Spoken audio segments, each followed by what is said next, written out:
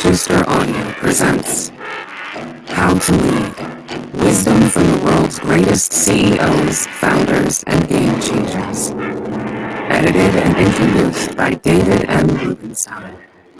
Featuring conversations with Jeff Bezos, Bill Gates, Sir Richard Branson, Oprah Winfrey, Warren Buffett, Phil Knight, Ken Griffin, Robert F. Smith, Jamie Dimon, Marilyn Houston, Melinda Gates, Eric Schmidt, Tim Cook, Ginny Rometty, Ingrid Newey, President George W. Bush, President Bill Clinton, General Colin Powell, General David Petraeus, James A. Baker III, Representative Nancy Pelosi, Adam Silver, Christine Lagarde, Dr. Anthony S. Fauci, Justice Ruth Bader Ginsburg, Jack Nicklaus, Mike Coach K. Krzyzewski, Renee Fleming, Yo-Yo Ma, and Lorne Michaels.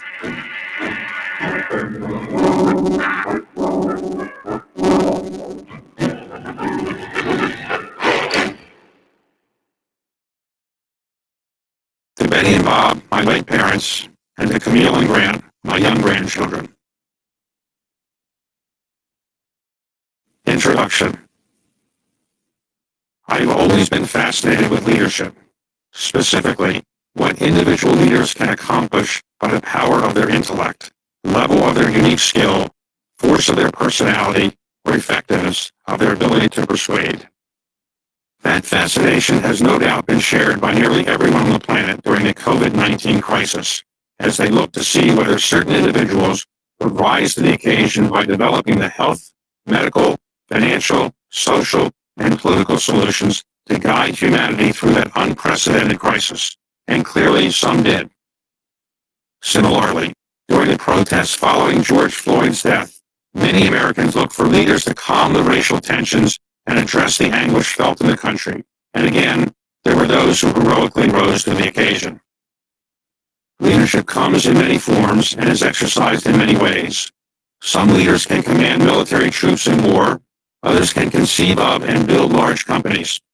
Some leaders can develop scientific breakthroughs that improve the lives of millions of people, or use their expertise to help guide the public response to dangerous new diseases. Others can create works in the visual or performing arts that trigger deep emotions and showcase human expression at its highest level. Some can master athletic skills that unite fans around the world, while other leaders can transform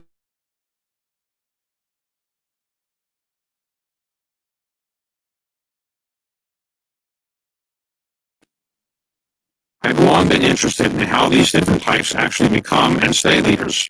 As a result of my fascination with the human trait of leadership, I have always had a habit, maybe bad manners, of asking leaders, whenever I first meet them, how they became leaders.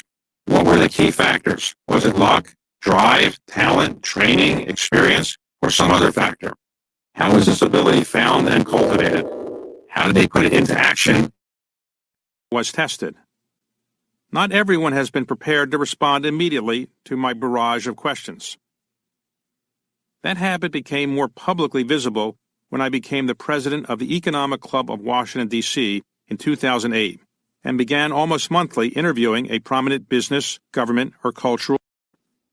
For better or worse, I continued my interest in knowing what makes leaders tick when I began the peer-to-peer interview show on Bloomberg TV in 2016, broadcast on PBS as well since 2018. This audiobook, an outgrowth of these interviews, is designed to provide the listener with the perspectives of different kinds of leaders, with the hope that listeners might be inspired to develop or enhance their own leadership skills. How did Jeff Bezos and Bill Gates build global tech empires against all odds? How did Phil Knight take an idea from his business school thesis and build the largest athletic shoe company? How did Ruth Bader Ginsburg overcome legal roadblocks to gender equality and later become the Supreme Court's rock star? How did Tim Cook follow the legendary Steve Jobs and build an even stronger company? How did Jack Nicklaus become the world's greatest golfer? How did Bill Clinton and George W. Bush overcome the severe challenges they faced as president? How did Dr. Anthony Fauci become one of the world's most respected authorities on infectious diseases such as Ebola, HIV/AIDS, and now COVID-19? Obviously, more than just reading a book about leadership is necessary to become a leader, but the stories of some of the best-known living leaders show how leadership grows over the course of a life and career. Many of those featured in this audiobook started with little else than an idea and their own drive. Their stories also reveal the value that a leader can bring to a challenge, often affecting humanity in profoundly positive ways. Every story is inspirational. A fair question might be, why should anyone really want to be a leader? First, a leader can create the type of change or results that will improve the lives of others. Second, a leader can motivate others to become leaders and in turn improve others' lives. And third, a leader can feel a sense of accomplishment and achievement that provides human fulfillment and happiness. I have written How to Lead because I care a good deal about the positive impact that strong, decisive, and talented leaders can bring to a society. But I did not honestly feel that my own specific leadership story was sufficient to inspire others. I felt that the story of really extraordinary leaders, as told through frank interviews, would be far more helpful. That said, I have gained some perspective from my own more modest and increasingly eclectic leadership journey. From an only child in a blue-collar family to a scholarship student, lawyer, White House aide, private equity co-founder, philanthropist, nonprofit organization chair, public speaker, television show interviewer and commentator, and author. Not being a really good leader in any one area, I suppose I tried many different areas. From an early age, children seem to realize that some adults are doing things that are particularly impressive. Indeed, nearly all children seem to look up to leaders or heroes and want to be like them. In my own childhood, those individuals were probably such Figures as George Washington, Abraham Lincoln, Theodore and Franklin Roosevelt, and Winston Churchill. More contemporary figures like John Wayne, Jonas Salk, and Martin Luther King Jr. And more typical for a boy in my hometown, Baltimore sports stars like the Orioles' third baseman Brooks Robinson or the Colts quarterback Johnny Unitas. But no leader in my boyhood rivaled the youthful, charming, and charismatic President John F. Kennedy, who showed leadership in the Cuban Missile Crisis in 1962 that kept the Union from a nuclear war, one that could have killed more than 100 million people, including me.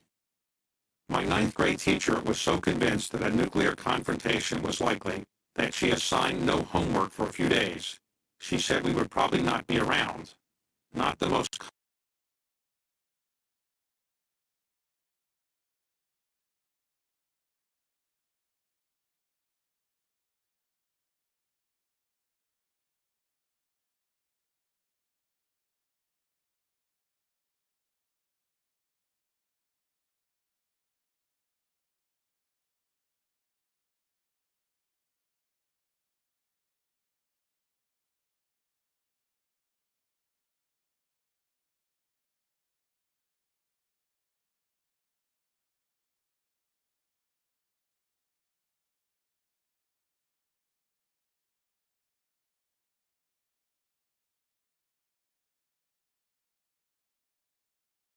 third is getting an education or training for a future career.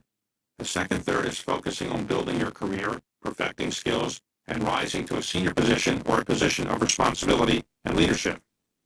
And the final third involves receiving the benefits, financial, psychic, public recognition, from the level of achievement attained in the second of these phases. I've told students that winning during the first third of life can be pleasurable, but often the winners of that phase do not become the leaders that might have been predicted from those early results. And, I add, leadership in the second and third parts of life can be more meaningful and enduring for the individual and society. a first third leader become the world leader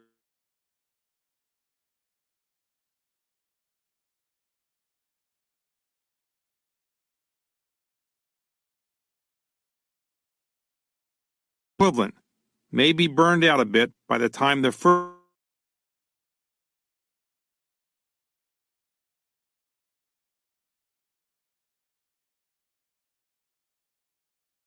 in the other two-thirds of life. By contrast, with some obvious exceptions, those who are often the leaders in the second and final thirds are generally not the superstars in the first third. Why is that? Some people mature later. Others may have disadvantages in their younger years, family issues, lack of financial resources, health challenges, poor education opportunities, etc. Still others may just not have had the motivation or ambition, perhaps because of a lack of role models or opportunities. I would perhaps be in a somewhat interesting but not wholly unique category. I would have liked to be a real leader in my first third of life. I had no lack of ambition and tried, but honestly did not have the talent, ability, or other requisite attributes then valued by my peers. For example, outgoing personality, athletic skills, family wealth, specialized talent in a particular area. Later, I had some unexpected and probably undeserved luck to become a leader in the financial services, philanthropic, and nonprofit worlds toward the end of the second third and the beginning of the final third of my life. All of this later life success, no doubt, has been a surprise or shock to my classmates or other childhood friends, though many have been too polite to say so. In my youth, I was a reasonably good student, but no academic superstar if grades or board scores are the measurement.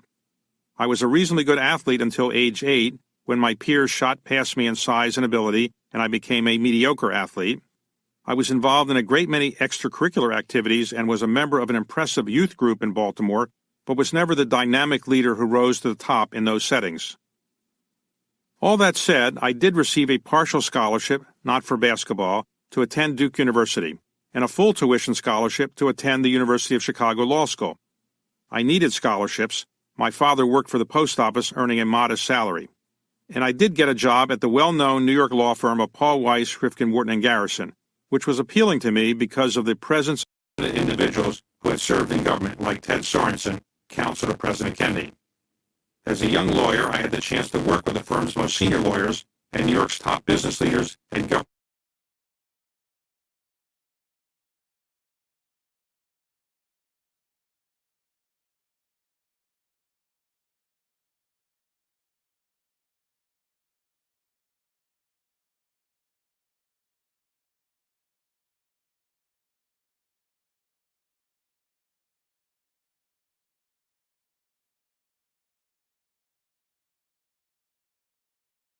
there for the next 40-plus years until the forced retirement that such firms now impose on their 65 to 70-year-old partners. But that platform, enviable perhaps for serious lawyers, would probably not have given me the opportunity to become much of a player in the world of government service or politics. So I left after just 2 years to chase the dream of working in the federal government and ultimately being a White House staffer and presidential advisor, like Ted Sorensen. That was a bit of a pipe dream. I had no political contacts or track record, and I was barely out of law school. But I was enamored with politics, public service, and the presidency, and business was the furthest thing from my mind.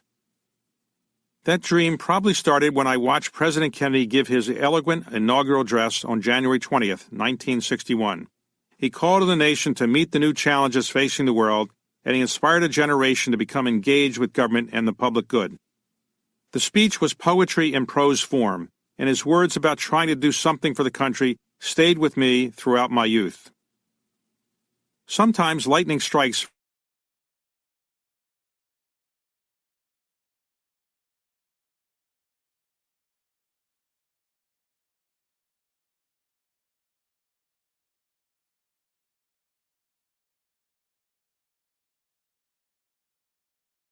matters. But he was running for president, seemed to me qualified for that position, and would surely ask me to join his White House staff after his inevitable election. Unfortunately, fate intervened. Senator Biden dropped out of the race, though probably not because of his poor selection of a Judiciary Committee staffer, ending what I thought was my chance to work in the White House. But while working in the Senate, I had a chance to sit on the floor of the Senate and watch the greats of that era, Senators Scoop Jackson, Warren Magnuson, Phil Hart, Jacob Javits, Howard Baker, and Ted Kennedy show their leadership skills. As the 1976 primaries were ending, I received a call from someone working for another candidate, the likely nominee, Governor Jimmy Carter, and was invited to interview for a job on his post-nomination policy staff. I thought a peanut farmer's chances of getting elected were modest, but I had nothing better to do. I got the job, moved to Atlanta, and proceeded to do what I could to help Governor Carter's policy leader, Stuart Eizenstat. When I joined the campaign team, Carter was more than 30 points ahead of the incumbent, President Gerald Ford.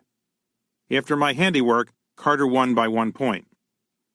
Fortunately, I was not blamed for the decline in his fortunes and ultimately became a deputy domestic policy assistant to President Carter, a job, needless to say, I was not really qualified to hold. White House jobs are often filled by those who worked on the campaign. It is not necessarily who is best qualified. I held that position for the entire 4 years of the Carter administration and thoroughly relished it. How could someone from a blue-collar background, a first-generation college graduate, not love working in the West Wing, traveling on Air Force One and Marine One, meeting with the President and Vice President, and helping my boss, Stuart Eizenstat, run the domestic policy team at the White House, all while in my late 20s and early 30s? Does life get any better? I'm not sure that experience really made me a leader in the first third of my career, but I had managed, through lots of luck, to elevate my career over what it might otherwise have been if pure talent and intellect and leadership qualities were the only criteria. Eventually, as often happens in life, reality hit. I thought President Carter would win re-election and I might be elevated to a more senior White House position in his second term, to become a real leader. The election gods did not think that was a great idea, and Carter lost decisively to Ronald Reagan. I had not thought that was possible, for Ronald Reagan would turn 70 shortly after becoming president. How could the American people elect such an old person? I was then 31. I'm now 71. This age now seems a bit younger than I had once thought. I was a junior leader around the White House one day with the potential to be a senior leader, and the next day I was unemployed. Law firms were not dying to hire a 31-year-old ex-Carter White House aide with 2 years of law practice under his belt. Humility came quickly, and fortunately it never left. It took me many months to find a law firm willing to take a chance. I told my mother I had so many offers that I was just taking my time sifting through them. When I finally found one, I realized why law firms were not dying to hire me. I was not experienced in practicing law. No one wanted insights on the Carter White House in the Reagan era. And with no specialty or real legal training, I was likely to be an average lawyer at best for the remainder of my career. So I decided to take a career risk, abandon the practice of law to start a new, and really the first, private equity firm in Washington, D.C. I suppose I was motivated by 5 factors. 1, I did not enjoy the practice of law and recognized that real career success depends on having a passion for what one is doing. 2, I read about a highly successful buyout that former Secretary of the Treasury Bill Simon had done of Gibson greeting cards, achieving financial results far beyond what is possible in the law. A $300,000 investment became worth $70 million in just 18 months. 3, I saw law practice increasingly as a business more than a passion, and thought that if I was going to be in business, I might try something that seemed more interesting and lucrative than practicing law. My earlier disdain for making money had disappeared with a new family. 4, I thought there was little competition in the buyout world in Washington. There were no buyout firms, and thus it was an open field in a growing area. 5, I read that entrepreneurs tend to start their companies by the age of 37, and after that age, individuals are much less likely to start companies, and I read that when I was 37. There was no reason my new buyout firm should have succeeded. These firms were generally in New York. None of my partners had Wall Street or private equity experience. We had no money at the outset, and we had no clear business plan or prospects for raising capital. But the firm, the Carlyle Group, did find a way to get off the ground. I recruited 3 partners who had investment experience. I was able to raise the initial $5 million to launch the firm in 1987, and our early deals tended to work, giving us the credibility to raise dedicated pools of capital, to expand beyond buyouts to other types of private equity investments, and to eventually expand into a global firm. To everyone's surprise, including mine, we became one of the world's largest and best-known private equity firms over the ensuing 30-plus years, and that helped to make me a second and final third-of-life leader, despite the modest leadership skills I displayed early on. Beyond my becoming a leader in the burgeoning private equity world, Carlyle's success also gave me the ability and perhaps the self-confidence to get involved in the philanthropic world and the somewhat related nonprofit world. In the realm of philanthropy, I was one of the original signers of the Giving Pledge, created by Bill and Melinda Gates and Warren Buffett, and essentially fostered the concept of patriotic philanthropy, that is to say, taking actions to remind people of the history and heritage of our country, buying Magna Carta and providing it to the National Archives, preserving rare copies of the Declaration of Independence and the Emancipation Proclamation